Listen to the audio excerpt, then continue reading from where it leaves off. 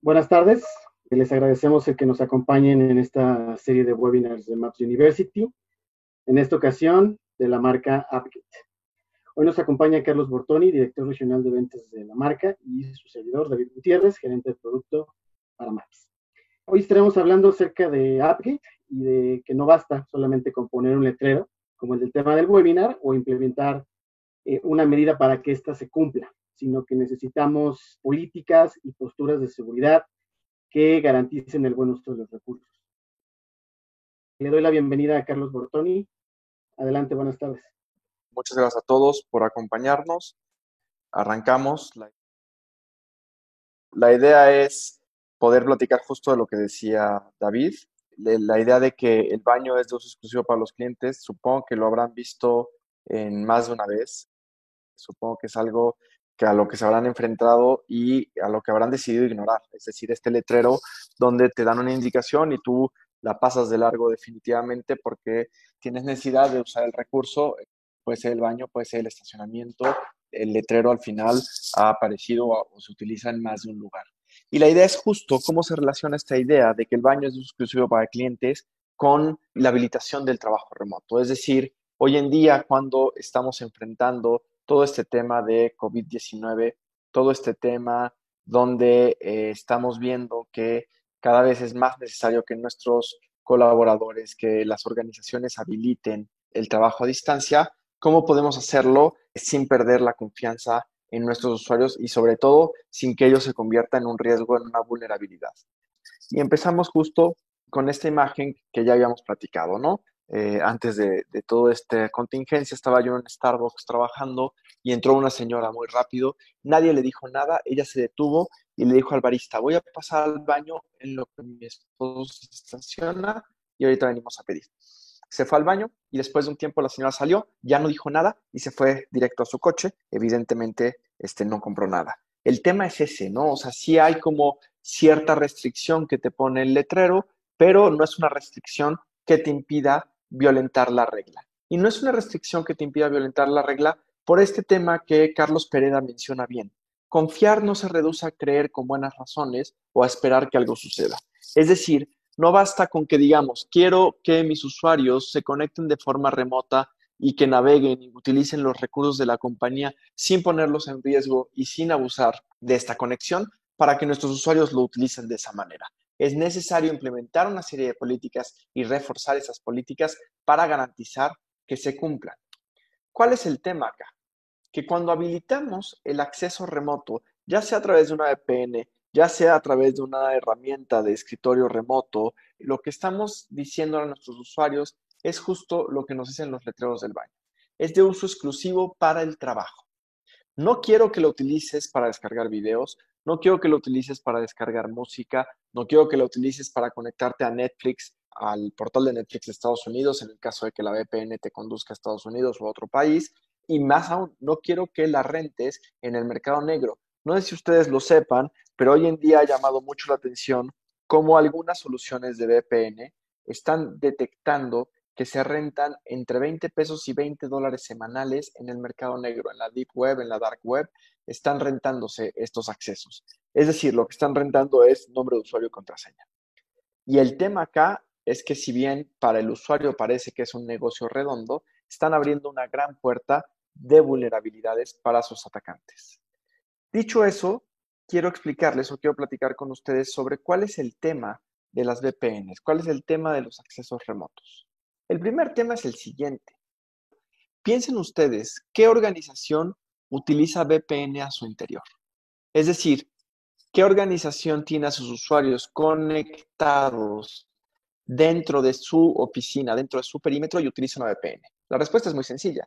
Ninguna o casi ninguna. Nosotros en Latinoamérica conocemos una sola organización que hace esto, que se conecta a través de una VPN a sus servicios de red, incluso si están adentro de la oficina. Y esa es la cuestión. Una VPN, una herramienta de escritorio remoto, está diseñada para nuestros usuarios que están fuera de la oficina por alguna razón, ya sea porque trabajan fuera de la oficina en una sucursal remota, ya sea porque son usuarios que están en constante movimiento, viajando, es decir, son el menos, no son el grueso de nuestros usuarios. El grueso de nuestros usuarios están dentro del perímetro y al estar dentro del perímetro, la VPN está diseñada para soportar a pocos usuarios y sobre todo no está diseñada para escalar, no está diseñada para aguantar muchos usuarios. Ese es el gran problema que están teniendo muchas organizaciones hoy en día y el día de mañana, cuando regresen de la contingencia a la oficina, estas VPNs van a dejarse de utilizar. No las vamos a poder implementar para trabajar con ellas dentro del perímetro. Segundo elemento importante a considerar de las VPNs. Son como un semáforo. Son estáticas y sus reglas son limitadas. Te dejo pasar, no te dejo pasar. Y punto. Si uno quiere volver sus reglas un poco más complejas y crear un entramado, un árbol de decisiones que me diga, bueno, si Carlos hace esto, pero entra por aquí, entonces se vuelve un entramado bastante difícil, sobre todo bastante difícil después de solucionar para ver qué regla es la que está matando a la regla anterior y no le permite el acceso a donde sí debería tener un acceso. Y entonces es como esta imagen del semáforo. Bastante complicado entender cuándo puedo pasar y cuándo no puedo pasar. Tercer elemento a considerar. Una VPN es nombre de usuario y contraseña, como una tarjeta de crédito. Y espero que a ninguno en esta llamada le haya pasado. Pero cualquier persona que pierda su plástico es una víctima potencial para perder el dinero que tiene dentro de ese plástico o el crédito aprobado. ¿Por qué? Porque llegas con el plástico a cualquier terminal y puedes hacer un cargo. Lo único que necesitas saber es el nombre de usuario, el plástico y la contraseña, el NIP. Muchas veces el NIP lo puedes adivinar, son 4 números, no es tan complejo y el plástico, bueno, lo tienes en la mano. Pasa exactamente lo mismo. Si yo tengo, o si ustedes tienen mi nombre de usuario, carlos.bortoni@appgate.com, y mi contraseña, no necesitan más para conectarse a la VPN que yo tuviera dentro de la organización. Cuarto elemento, una VPN es como un enchufe eléctrico en la pared de su casa. La corriente eléctrica está pasando por el enchufe todo el tiempo. Uno basta con conectar el refrigerador, la laptop, la impresora, lo que ustedes quieran conectar y van a tener acceso a la corriente eléctrica. Así funciona la VPN. La VPN está abierta todo el tiempo y lo que está es buscando a alguien que se conecte con ella. Me conecto con la VPN, ya tengo acceso a la red de la organización. Después me pide que me autentique, pero primero me dio la conexión. Es decir, primero me abrió la puerta y después me pregunta quién eres. Yo no sé ustedes, eso es algo que yo no haría en mi casa. Si alguien toca la puerta, no le doy acceso y después le pregunto quién es. Y eso es lo que permite que un atacante a través de una VPN haga un escaneo de puertos, empieza a lanzar ataques para derribar la red o para meterse a ella. Y último elemento, la VPN dentro de este amplio espectro de tecnologías de seguridad es una solución de privacidad. No es una solución que asegure, es una solución que da privacidad. Y al dar privacidad, lo que permite es que el usuario que se conecta a través de ella tenga un túnel, que nadie pueda ver lo que está haciendo, pero le quita visibilidad a la organización que está utilizando la VPN. Lo que pasa es que la organización no puede ver quién está navegando a través de ese túnel y qué está haciendo a través de ese túnel. Es decir, la organización sabe que alguien que se firmó como Carlos Bortoni está trabajando en ese túnel, pero no puede garantizar que en verdad sea Carlos Bortoni y no puede garantizar que Carlos Bortoni esté haciendo lo que debe hacer dentro de ese túnel. Dicho esto, una VPN, una herramienta de acceso remoto, es un puente ideal para que un atacante se monte sobre ella y haga lo que quiera hacer dentro del perímetro. Es decir, es una puerta de acceso ideal para meterse al perímetro de una organización.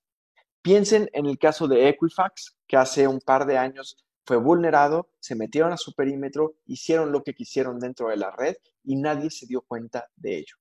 Partieron la información adentro de la red, almacenaron la información que se iban a robar dentro de la red y después sacaron esa información sin que nadie se diera cuenta. Todo gracias a las soluciones perimetrales que se suponía que debían estar protegiendo a la red de esta organización. Y el tema es el siguiente. En el mundo real, en el mundo físico, en el mundo concreto y tangible, más o menos tenemos cierta habilidad para detectar dónde hay un sitio peligroso, dónde hay un sitio al cual no debo entrar. Es decir, tenemos cierta inteligencia que nos permite decir, este edificio es peligroso.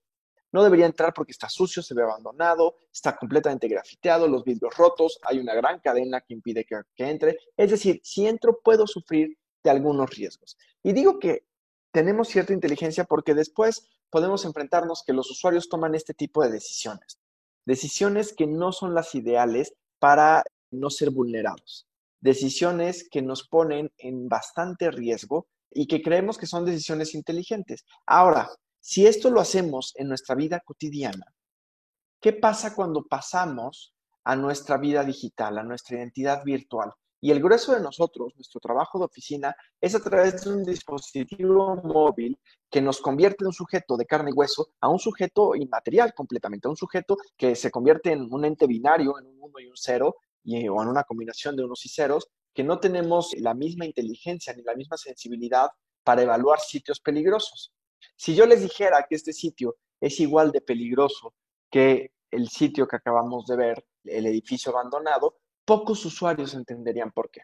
Estoy seguro que acá el grueso de nosotros entendemos por qué, porque nos dedicamos a esto. Pero si comparto este sitio con mi papá, con los abuelos de mis hijos, igual no podrían decirme por qué es peligroso. Y el tema es que cuando yo doy clic en esta URL recortada, no estoy viendo a dónde me redirige.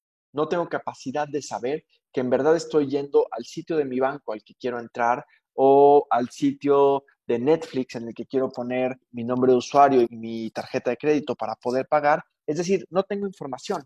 En un dispositivo móvil tengo todavía menos visibilidad porque no puedo ver que en verdad me está redirigiendo a los sitios a los que yo quiero ir. Eso nos lleva al tema de la sobrecarga de información. ¿Qué es la sobrecarga de información? La sobrecarga de información es todo este bombardeo constante al que estamos sometidos de distintos distractores, distintas notificaciones, distintos elementos que nos llegan. Y estos elementos que nos llegan a través de nuestros dispositivos móviles, de nuestras computadoras, tienen un doble efecto.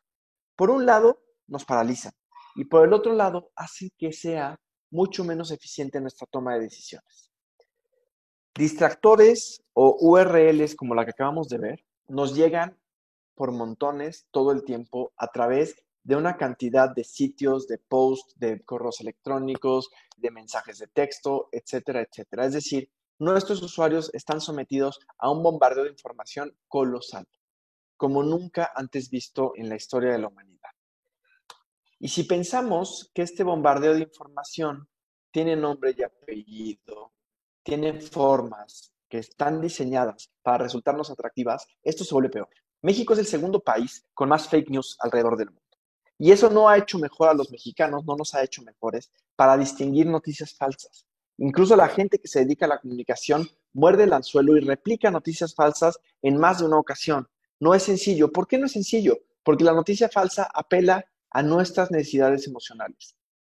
Si revisamos el top 10 de estafas a través de correo electrónico, que son las más eficientes, nos vamos a dar cuenta que todas ellas tienen un común o dos comunes denominadores. Por un lado, buscan apelar a la economía de la gente o a las emociones de la gente. Es decir, por un lado tenemos la estafa del príncipe nigeriano, que te dice que te puedes volver millonario ayudando a alguien a sacar dinero de Nigeria, o tenemos la estafa de una persona que se enamoró de nosotros y que lo único que necesita es que le paguemos el boleto de avión para venir a vivir y ser felices por el resto de nuestras vidas.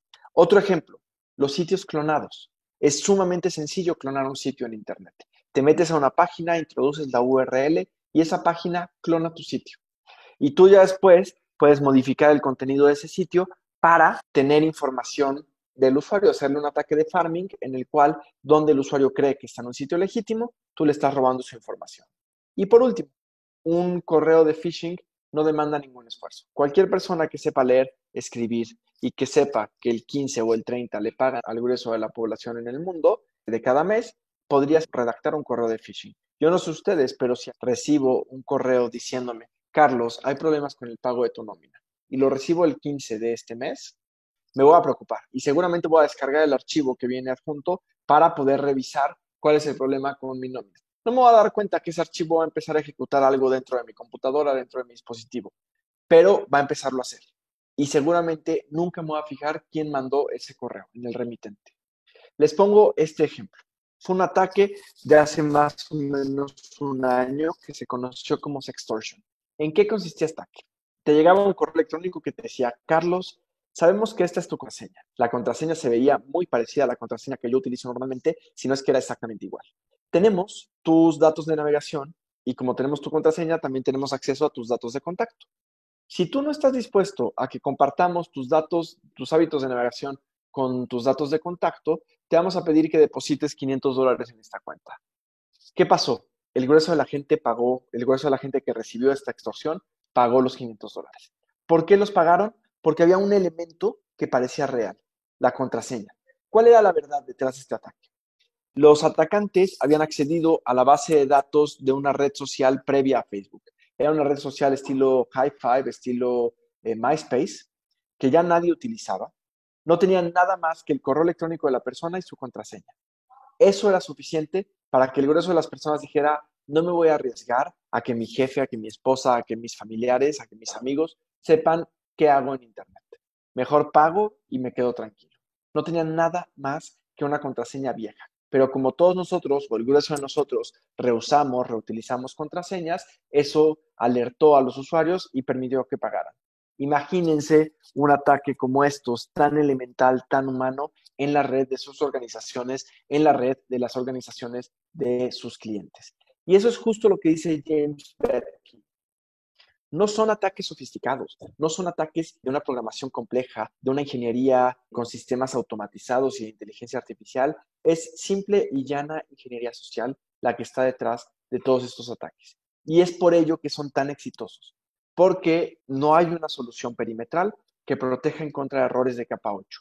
Es decir, podemos tener como en esa caricatura, no sé si la han visto, por un lado en una esquina todas las protecciones de defensa perimetral y de ciberseguridad que nos imaginemos, y en el otro lado tenemos el error humano.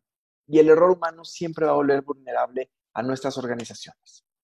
Este es el mapa de las principales preocupaciones del Banco Mundial para el 2020. Como pueden ver, los ciberataques tienen un lugar bastante interesante, no solo porque son considerados como una de las principales preocupaciones, sino por cómo se relacionan con el resto de las preocupaciones. Es decir, un ciberataque puede tener consecuencias financieras, de desempleo, de inestabilidad social, de migración, etcétera, etcétera. Acuérdense cómo atacó Rusia a Ucrania hace algunos años. No fue un bombardeo, no fue un ataque militar poderosísimo. Lo que Rusia hizo fue atacar a través de un ciberataque la central eléctrica de Ucrania. Y al hacerlo, lo que consiguió fue que la gente se quedara sin calefacción y sin agua corriente en sus casas. Se quedó sin agua porque el agua se congelaba en las tuberías. Y durante el invierno en Ucrania, no tener calefacción en tu casa es algo mortal. Y eso fue suficiente, un ciberataque, para tener consecuencias devastadoras en la población.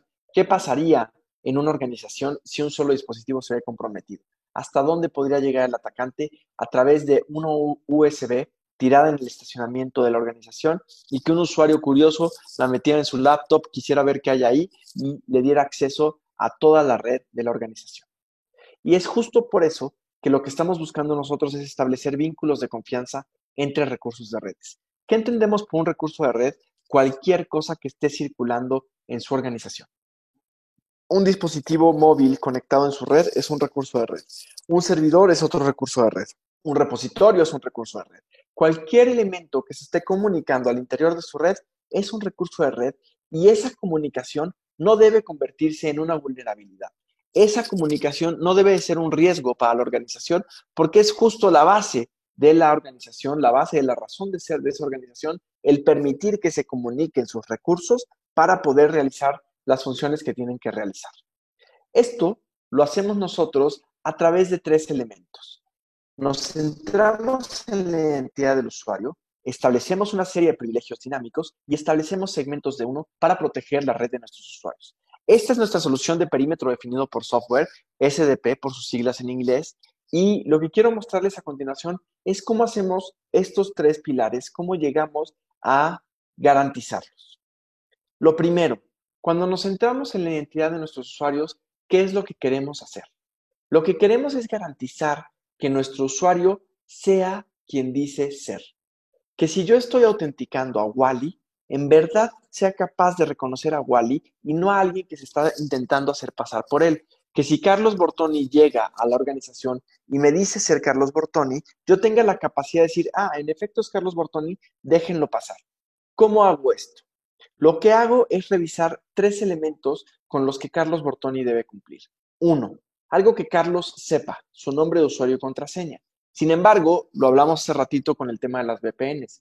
Cualquiera podría tener mi nombre de usuario y contraseña, ya sea porque lo compartí, ya sea porque lo tengo guardado en mi dispositivo y alguien tuvo acceso a mi dispositivo, o porque me lo robaron a través de ingeniería social. Entonces le pido a Carlos un segundo elemento, algo que él tenga. Le voy a mandar un push, le voy a mandar un multifactor de autenticación, un OTP a su dispositivo móvil para que me diga, oye, sí, sí soy Carlos y sí me estoy intentando firmar a la red de la organización en este preciso momento. Y tres, voy a analizar algo que Carlos sea. En este caso va a ser su contexto de conexión. ¿Desde qué dispositivo se está conectando? ¿En qué horario? ¿Desde qué lugar geográficamente se está conectando? ¿Qué día de la semana? ¿Cómo está configurado el dispositivo? ¿Está en inglés? ¿Está en español? ¿Qué sistema operativo tiene? ¿Tiene activo el antivirus? ¿No tiene activo el antivirus? En fin, hay 35 posturas de seguridad que yo puedo evaluar en la conexión de Carlos para reconocer que en verdad él es quien dice ser. Y eso nos lleva al segundo punto, los privilegios dinámicos. Como decíamos hace rato, no somos un firewall, no somos una VPN, no somos una solución de acceso remoto. Es decir, no somos una solución estática de seguridad. Somos una solución dinámica y lo que hacemos es evaluar lo que les decía hace ratito, la postura de seguridad desde la cual se está estableciendo la conexión. Yo soy capaz de decir, ok, Carlos está aquí, es un lugar desde el cual espero su conexión, porque yo sé que él nunca se va a conectar desde China. Se está conectando en un día de la semana y en un horario que yo considero que es seguro y que es normal que se conecte. El dispositivo que está utilizando es el que le entregamos en TI, es el dispositivo, está configurado como debe estar configurado. Perfecto, le doy acceso. Y aquí es bien importante entender algo. Con la misma solución puedo darle acceso si está fuera de la oficina o si está dentro de la oficina. Lo que a mí me interesa es evaluar la postura de seguridad, el contexto desde el cual se está conectando. Incluso yo podría negarle la conexión si está dentro de la oficina, porque se está conectando desde una máquina que no conocemos nosotros, o porque desactivó el antivirus, o le doy ciertos privilegios si se conecta desde el dispositivo móvil y otros privilegios si se conecta desde la máquina que le dimos en el departamento de sistemas para poder establecer su conexión. Y tres, crear segmentos de uno. ¿A qué nos referimos con crear segmentos de uno? Cuando nosotros entramos a una red, a cualquier red de una organización, lo que nosotros hacemos es ver todos los elementos que están conectados en esa red o todos los elementos que están conectados en el mismo segmento al que nosotros nos conectamos. ¿Qué quiere decir esto? Que si yo quiero ver la computadora de David que está conectado en mi mismo segmento, puedo hacerlo, aunque yo no tenga necesidad de ver la computadora de David para realizar mi trabajo. Si yo quiero ver un servidor donde no hay ninguna especie de información que me sirva para hacer mi trabajo, también puedo hacerlo. Esta característica de horizontalidad es lo que permite que los ataques de ransomware, que los ataques de malware se vuelvan exitosos. El hecho de que se pueda dispersar un ataque es lo que lo hace exitoso. ¿Qué hacemos nosotros? Invisibilizamos todos aquellos recursos que el usuario no necesita ver para realizar su trabajo. Invisibilizamos, encapsulamos todo aquello que no le sirve al usuario para realizar su trabajo en aras de reducir la superficie de ataque, le damos menos privilegios a nuestros usuarios y en consecuencia tenemos menos riesgos en nuestra red. ¿Cómo hacemos todo esto? Nos basamos en tres principios. Estos tres principios en los que nos basamos son los tres principios que Forrester definió hace algunos años como su modelo de Zero Trust. Son los mismos principios que Gartner está utilizando hoy en día para definir su modelo Carta. Permitimos o garantizamos el acceso a todos los recursos de forma segura, independientemente de la ubicación del usuario, pero también independientemente de la ubicación de los recursos, porque los recursos podrían estar dispersos en una arquitectura híbrida de nube y de recursos en sitio, y nosotros somos capaces de garantizar que se acceda a ellos de forma segura. Dos, permitimos que se adopte una estrategia de privilegio mínimo con la cual reducimos el riesgo al reducir la superficie de ataque. Y tres, registramos todo el tráfico en búsqueda de actividad sospechosa. ¿Y cómo funciona esto? ¿Cómo funciona? ¿Cómo lo hace Applegate? Para que lo puedan ver un poco más gráficamente y nos quede claro. Como les decía yo, cuando un usuario llega, se conecta a la red, lanza su petición hacia nuestro controlador. Antes de hacer esto, no tiene visibilidad de nada el usuario. No se ha conectado a la red. En cuanto él lanza la petición al controlador, el controlador valida que el usuario sea quien dice ser, le entrega una serie de privilegios dinámicos y con esos privilegios dinámicos, nuestro usuario puede establecer conexión con el gateway.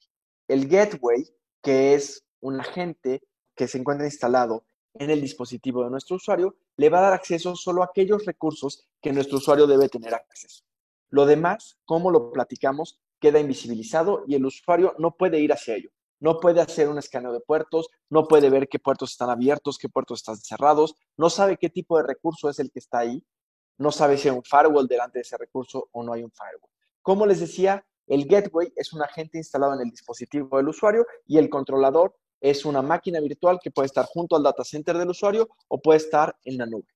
¿Qué pasa si el usuario quiere acceder o tiene permiso para acceder a otro recurso? Simplemente utiliza nuestro agente, dice también quiero acceder a este recurso y si tiene permisos, se le va a dar acceso a ese segundo recurso. Mientras tanto, nuestra solución va a estar monitoreando todo el tráfico en búsqueda de dos cosas. Uno, actividad sospechosa. Si mi usuario estuviera haciendo peticiones a recursos a los que no tiene por qué hacer peticiones, entonces nosotros vamos a negar esas peticiones, pero también vamos a registrar que está haciéndolas. ¿Por qué las registramos? Porque esto nos habla de que el dispositivo puede estar comprometido o de que el usuario puede tener más de una intención al interior de la organización. Y dos, monitoreamos el tráfico en búsqueda de un cambio de contexto. ¿Qué pasa si nuestro usuario se conectó a las 5:30 y la red solo está abierta hasta las 6 de la tarde? Bueno, a las 6:01 se corta la conexión porque el usuario ya no tiene permiso para estar conectado a esa hora. Ahora bien, ¿qué pasa si el usuario se conecta con otro dispositivo? Entonces, su contexto cambia por completo. Y al cambiar el contexto, también cambia las conexiones a las que tiene permiso. Y entonces, tal vez ya no le doy acceso al servidor al que estaba conectado, pero le doy acceso a otro servidor, a otro recurso al que sí pudiera estar conectado desde un dispositivo móvil o desde una red pública. Ello nos permite establecer un modelo de Zero Trust como está definido por Forrester. Nos permite garantizar el acceso seguro a nuestros usuarios al validar que el usuario es quien dice ser y que cumple con el contexto que debe cumplir para que entonces le demos acceso a los recursos a los que debemos darle acceso, invisibilizando todos los demás recursos y seamos capaces de monitorear, de registrar todo el tráfico y toda la actividad que está teniendo este usuario. ¿Por qué? Porque la gente de desarrollo tiene funciones distintas a la gente de sistemas, funciones distintas a la gente de contabilidad, funciones distintas a los de ventas, a los de finanzas, a los de recursos humanos. Y estas funciones las realizan a través de elementos distintos, a través de recursos diferentes. Y si nosotros les damos acceso a todos los recursos, lo que estamos haciendo son dos cosas. Uno, abrir una superficie de ataque demasiado amplia que no tenemos por qué mantener expuesta. Y dos, minimizar la calidad, la experiencia del usuario a la hora de darle acceso a la red, porque le estamos dando acceso a todos los recursos, a todo el mundo, y eso solo hace que su experiencia se vea degradada. Lo que hacemos nosotros es, en resumen, dos cosas. Control de acceso en todos sus sabores, es decir, interno, externo, remoto, en sitio, y microsegmentación del tráfico. Garantizar que el usuario vaya a aquellos lugares a los que debe ir para poder realizar su trabajo y nada más. Si pensamos en casos de uso, estos serían los casos de uso típicos. Conectividad VPN sí la hacemos porque permitimos que un usuario se conecte de forma remota a nuestros recursos, pero también hacemos control de acceso a la red, porque si el usuario está dentro de la organización, también permitimos que se conecte a los recursos y lo permitimos con el mismo agente instalado en los mismos dispositivos donde las políticas están configuradas de antemano. No hay que hacer nada para cambiar esas políticas. Es decir, Carlos Bortoni tiene ciertas políticas para cuando se conecta de forma remota, tiene otras políticas cuando se conecta dentro del perímetro y con el mismo agente con el que se autentica de forma remota se va a autenticar dentro del perímetro. Es decir, nos permite ser escalables, nos permite ser mucho más flexibles en nuestra solución, nos permite proteger servidores. Si yo quiero garantizar que las máquinas virtuales que están al interior de mi servidor de respaldo se comuniquen solo con un servidor, lo que puedo hacer es invisibilizar este servidor de respaldo para que solo mi servidor principal o con el que se comunica pueda verlo y nadie más lo vea, de tal forma que nadie vea ese servidor o mis usuarios privilegiados, mis directivos, mis usuarios top. Bueno, invisibilizo sus recursos para que nadie pueda verlos. Y solo la gente con las que ellos se comunican o con la que ellos se deben comunicar, solo los recursos con los que deben establecer comunicación, quedan abiertos para que se puedan comunicar. Protección contra movimientos laterales, es lo que les decía. No dejamos abierta toda la red. Si bien no somos una solución que prometa proteger contra el ransomware, no somos un anti-malware, lo que sí podemos hacer es que cuando un dispositivo se vea comprometido, nosotros seamos capaces de evitar que se disperse ese ataque. Les pongo un ejemplo sumamente coloquial. ¿Qué pasa hoy en día cuando tenemos un virus como este COVID-19 y hay gobiernos que dicen cerremos la frontera y con eso vamos a estar protegidos? Bueno, Italia, bueno, España, felicidades, no lograron protegerse. De hecho, son de los países más contaminados. ¿Por qué? Porque el virus no se detiene en la frontera, no lleva un pasaporte y una visa para poder pasar. Lo que necesitamos es tener una vacuna que proteja a cada ciudadano. Una vez que tengamos esa vacuna, todos vamos a estar protegidos contra el virus. Una vez que evitemos el movimiento lateral, vamos a estar protegidos en verdad contra una dispersión de ransomware. Mientras tanto, nos va a pasar lo que le pasó a Pemex, nos va a pasar lo que le pasó a la Secretaría de Economía, nos va a pasar lo que le ha pasado a muchísimas organizaciones en el mundo y quizá ni siquiera se han dado cuenta. Vamos a seguir siendo víctimas de ataques de malware, de ransomware. Otro caso de uso, cumplimiento de auditorías, de normativas, ISOs, etcétera. Es decir, la red se va a comportar como si fueran redes independientes y si yo me conecto al servidor, solo voy a ver los recursos que puede ver el servidor o que pueden ver al servidor y todo lo demás va a aparecer como si fuera una red paralela. Protección para elementos de Internet de las cosas, sistemas SCADA, videocircuitos de seguridad, cajeros automáticos, cualquier elemento que tenga que conectarse en su red. Lo que nosotros estamos buscando es que se establezca un vínculo de confianza en esta comunicación y que no haya vulnerabilidades, que no haya un factor de riesgo por el hecho de que se tengan que comunicar los recursos de nuestra organización. Eso es lo que queríamos presentarles el día de hoy. Eso es de lo que queríamos hablar con ustedes el día de hoy. Y si están de acuerdo, creo que valdría la pena pasar a la sesión de preguntas y respuestas. Pregunta, ¿esta solución solo me sirve para VPNs en una solución multiregional? Asumo que se refería a cliente multiregional. No, nos sirve, sí, para un cliente multiregional que tenga oficinas remotas dispersas en un territorio, en una geografía, puede ser al interior de México o en todo el continente o en todo el mundo, pero no solo nos sirve como VPN, también nos sirve para garantizar el acceso al interior de la organización. Un proyecto en NAC, que ustedes saben que es bastante complejo por su naturaleza, por su arquitectura, por la renovación tecnológica que implica y por esas mismas razones es bastante costoso, lo podemos desplegar con nuestra solución simplemente con un agente en cada dispositivo y un controlador en el sitio al que queremos que accedan nuestros usuarios. Porque si es adicional a un firewall y a un router. Así es, esto viene a robustecer las políticas de seguridad, esto viene a complementar, no viene a sustituir ningún elemento, de hecho nosotros no nos metemos con la arquitectura de seguridad de ningún cliente, sino que robustecemos al fortalecer este control de acceso. Piénsenlo así, imaginemos un partido y no crean que le voy a los Tigres ni a los Rayados, pero es el ejemplo que siempre me viene a la cabeza. Imaginemos un partido Tigres Rayados donde las aficiones se detestan. No basta con controlar el acceso al estadio, es decir, no basta con garantizar que todos tengan boleto, que no entren con palos, sino que hay que microsegmentarlos dentro del estadio para que las porras no puedan atacarse entre ellas, que queden aislados completamente para que no vaya a haber ningún incidente. Permite el tráfico de voz entre sitios. Permite el tráfico de voz entre sitios, si bien no somos una herramienta de Clean Pipes o que garantice anchos de banda, como beneficio adicional hemos notado en nuestros clientes que el tráfico de voz se ve beneficiado al momento de microsegmentar, lo cual tiene bastante sentido y mucha lógica, porque cuando estás microsegmentando lo que estás haciendo es garantizar que los recursos no se vean saturados por un consumo innecesario de ellos.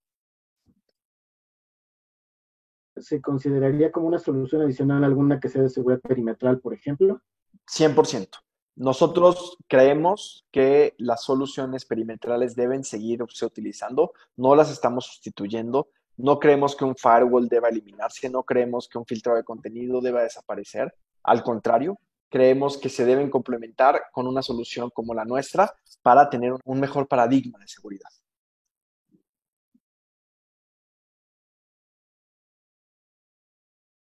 ¿Cómo se comporta con otros agentes de otras soluciones como los antivirus?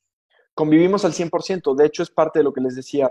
Podemos detectar que el antivirus está dado de alta o está dado de baja en el dispositivo móvil. Robustecemos el antivirus. ¿Qué pasa normalmente? Yo antes trabajaba con un proveedor de filtro de contenido, después trabajé con un proveedor de antivirus y muchas veces el problema era que el usuario tenía cierta habilidad o cierto conocimiento que le permitía desinstalar la solución y podían seguir navegando, poniendo en riesgo a la organización. ¿Qué hacemos nosotros? Si alguien desinstala, si tuviera la capacidad de desinstalar nuestro agente, esa persona se queda a ciegas en la red. Es decir, no se puede conectar a ningún recurso de la red. Y entonces va a tener que ir al departamento de sistemas a pedir una disculpa y a explicar que por accidente desinstaló el agente de update y que lo necesita para poderse conectar a la red. Entonces sí es un gran complemento.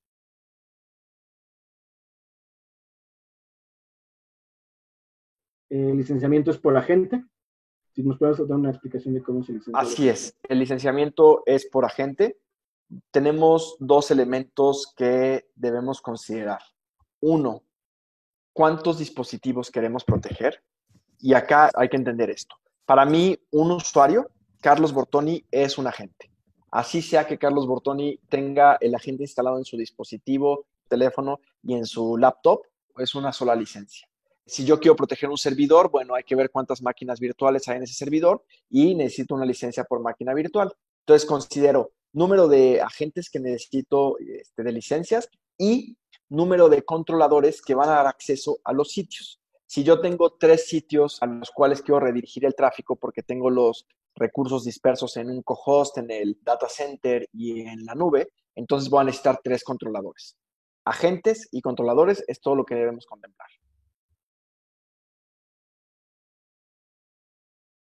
Dice, bueno, entonces la puedo usar tanto fuera como dentro de mi red de oficina. Así es. De hecho, para nosotros es completamente transparente eso. A mí me da igual si tú estás dentro o fuera de tu oficina, te voy a tratar igual. Lo que yo quiero evaluar es tu postura de seguridad al momento de conectarte.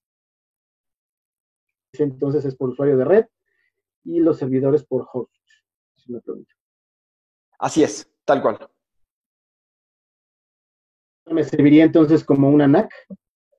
Te serviría como una NAC. Te voy a comentar algo que no debería hacerlo. Estamos trabajando con una cablera aquí en Ciudad de México, una cablera bastante grande.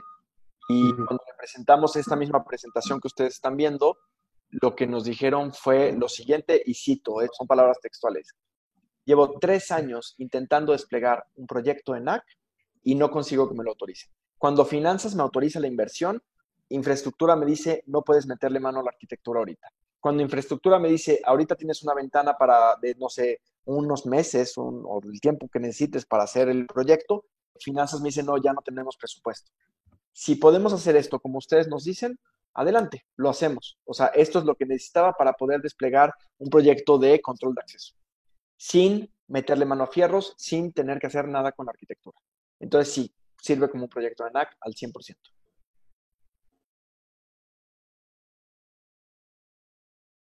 ¿Cómo debemos de considerar a los usuarios? Es decir, si también hay que considerar dispositivos de los cuales ocupen los usuarios o solamente es por usuario, independientemente de cuántos dispositivos utilicen para conectarse a una red. No, en el caso de usuarios personas, puede tener múltiples dispositivos la persona y es una sola licencia.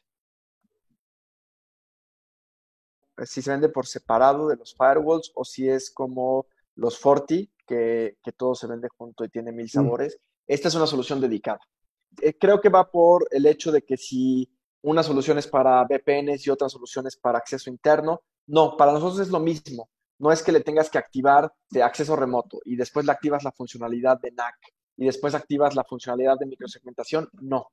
Para nosotros es una sola solución que te permite control de acceso remoto, control de acceso en sitio, microsegmentación, evitar movimientos laterales. Es decir, una sola solución te permite todas esas cosas. No es que sean distintas funcionalidades. Sí. Cuando se configura, se tiene que poner toda la información contextual del usuario para que la valide cuando valide en el controlador. Exactamente. Y esa es la parte más importante en cuanto a negocio para nuestros partners. Normalmente los usuarios finales no tienen conocimiento de qué recursos debe utilizar qué persona. Y entonces lo que se puede hacer aquí es una evaluación de flujos de recursos para que el partner le diga, oye, ya vimos que David Gutiérrez está accediendo a estos recursos. ¿Los necesita o no? Sí, perfecto, dale para adelante. Entonces, así lo configuramos. Pero vemos que Carlos Bortoni está accediendo a estos otros y él es de ventas y está accediendo a las nóminas. Ah, no, Carlos Bortoni no tiene por qué entrar a las nóminas, entonces impídele el acceso. Eso sí es importantísimo. Si no se sabe esos elementos, es decir, implementar un proyecto de upgrade es cosa facilísima. 2, 3 horas. Si se tiene esta información que estás poniendo, Antonio. Si no se tiene, entonces se vuelve bastante complejo porque hay que levantar toda esta información y ahí sí dependemos del usuario. Les agradecemos mucho la asistencia. Gracias por haber participado. Muchísimas gracias. Sigan pendientes de los demás webinars de Maps University. Gracias, Carlos. Saludos a todos. Muy buena tarde.